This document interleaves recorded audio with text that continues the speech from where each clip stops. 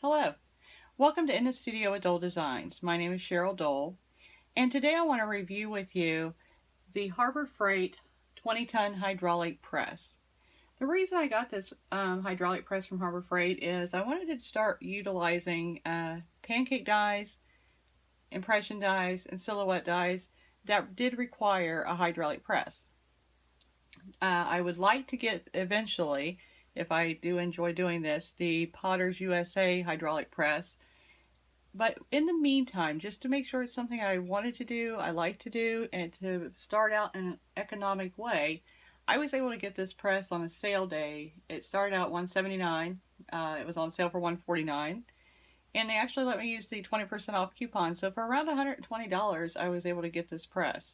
Now it does take up a lot of room as opposed to the Potter's USA press, which has great reviews and what I eventually want to upgrade to. But it is functional. I've been using it a couple days, maybe in about another week or two I might be saying something different, but it has been a great alternative and it has worked well. Now the Potter's USA press, it is more of a bench top, so it doesn't take up as much room. The area for the pancake dies, silhouette dies is a little more condensed. It's really designed for jewelry. So eventually I'd like to upgrade to that, but in the meantime this is great. After I'm finished with this and upgrade, I am sure my husband will love to get this out in the garage. So it kind of benefits both of us. So again, budget-friendly way to start out if you've been hesitant to use the pancake dies or the silhouette dies and impression dies, and because of the cost of the press. Also check out Potter's USA tools. I'll put the link below. They have a wide array of the pancake dies, which they have just so many different ones. You can do a bracelet die, ring dies. It's just phenomenal. They also have, like I said, the impression dies. So check them out. They have quite a bit. Plus they have the monthly box, which is every month for about $50, and then shipping costs to your area. They provide 3 to 5 different items in the box. So I signed up for that, so I'm really excited to get my first one soon. So let's get started showing you about this press here from Harbor Freight. Again, it is their 20-ton model. And then I'm going to go ahead and punch out one of these. It looks like a little doily. It's really cute. Punch that out with copper from this pancake die. And this is what they look like. I punched this out yesterday. Really cute. And I punched out a few more. And these are all from the pancake dies from Potter's USA.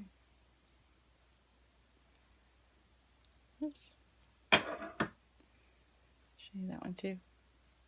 So these are really cute little drops. You can make pendants. You can overlay them and sweat solder them onto other things. Add a bezel set pendant, or bezel set stone, add a gemstone. A lot of different things I've seen people doing with them, and very pretty.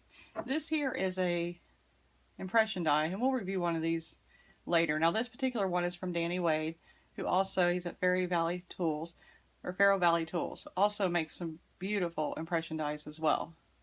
So either one of those websites are absolutely fantastic, and I do recommend you visit those. He at Ferro Valley Tools, Danny Wade's company, also does beautiful tooled stamps. Check it out. I'll post both links. So I'm going to take this piece of 20 gauge copper. That's all it is. And then I am going to insert that in behind the little doily. I'm going to call it a doily. Little doily here. So I have a daisy also, so I have to call this one a doily. And then on the back of these, it tells you this side down. So that is very helpful. So I like directions right on the part that I'm using. And then this press over here comes with these handles here. So first of all, I'm going to position this, and I've got this raised very close to the press. And that's that I don't have to bring that down very far and put a lot of stress on the springs, because it is an economical version, so I'm sure the quality is not as good, may not last as long, so I want to preserve it as best I can. So I bought these steel plates from Menards. These are 1/4 inch cold rolled steel, and these are a foot long by, I believe, 4 inches wide.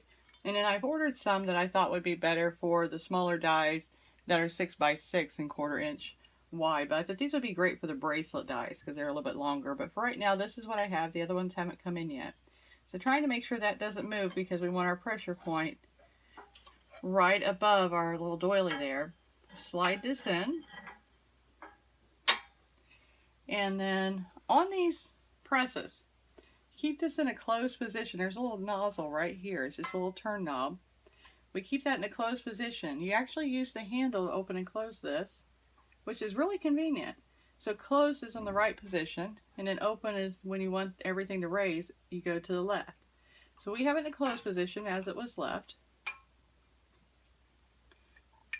And then your handle also has a little thing on there that fits right in there.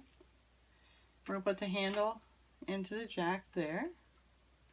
And then we're going to pull that down until we feel or hear a pop. You may have both. And you may not hear anything at all, but you'll feel it. And you feel that within the your handle.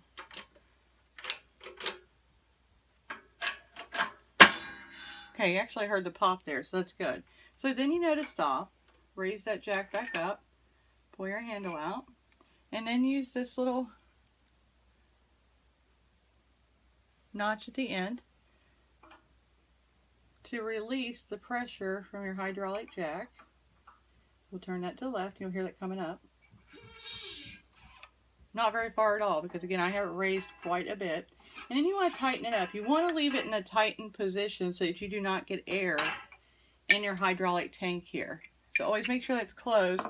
You also always want to leave it in the up position because you don't want tension on these springs. If you leave it downward and you leave it overnight, it's really going to put a lot of tension on these springs and they're going to wear out fast. Again, this is an economical model, so I'm giving you these tips to keep it the best you can until you do upgrade and then either sell it or transfer it to your spouse or garage, whatever you may do with it.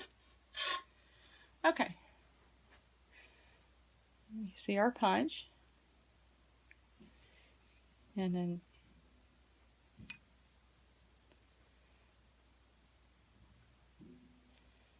do that right.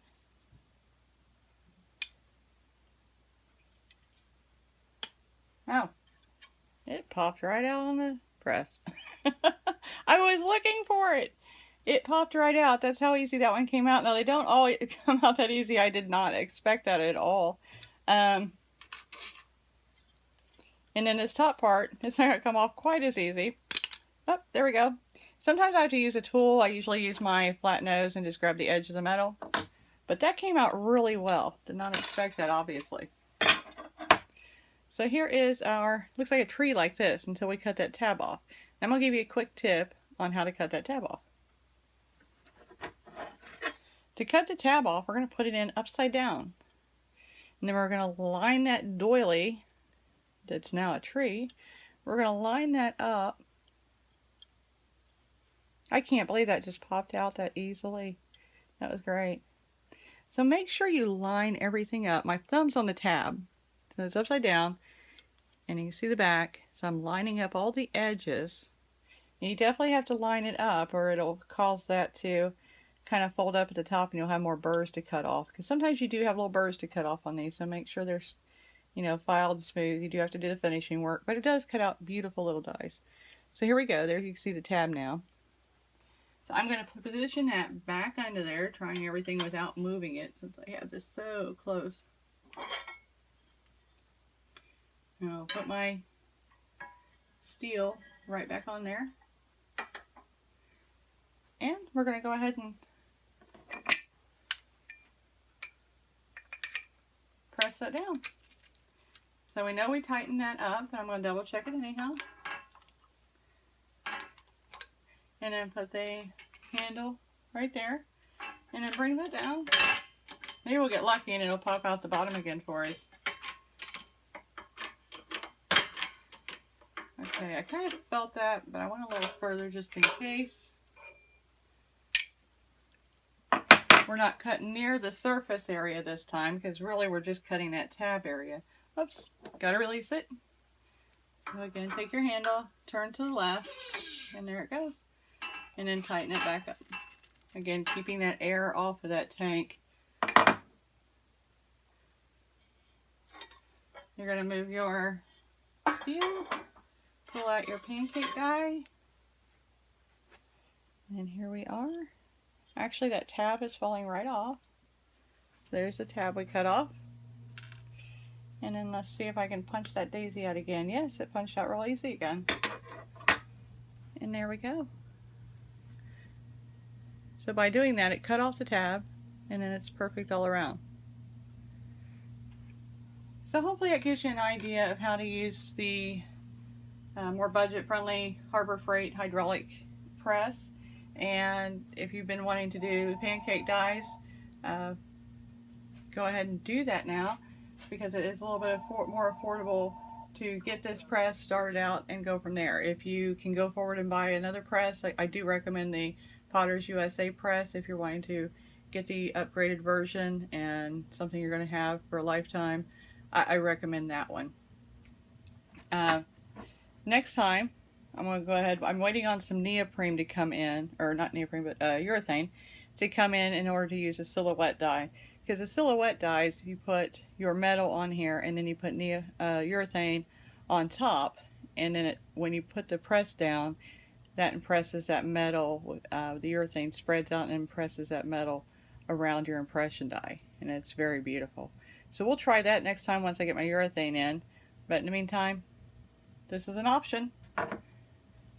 I will put the links for Potters USA and for Ferro Valley Tools down in the below section.